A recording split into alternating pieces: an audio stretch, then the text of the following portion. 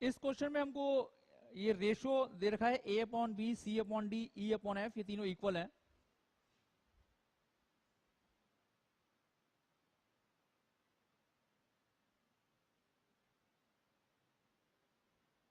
ठीक है ना, और हमको वैल्यू फाइंड आउट करनी है ट्वाइस ए की power 4 b square plus thrice a square c square -5 e की power 4 f upon twice b की power 6 plus 3 b square d square -5 F5 in terms of a and b. ठीक है ना, in terms of a and b find out करनी है, तो इसको मैं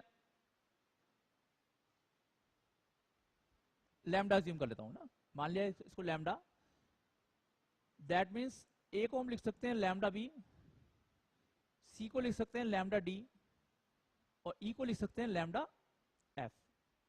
ठीक है ना, ये तीनों हम यहां पे पुट कर दें तो it can be written as twice lambda b की power 4 b square plus thrice lambda b whole square lambda d whole square and it is lambda f power 4 into f, और डिनोमिनेटर को as it is रहने देते हैं। Is twice b की power 6 plus thrice b square d square -5 F5।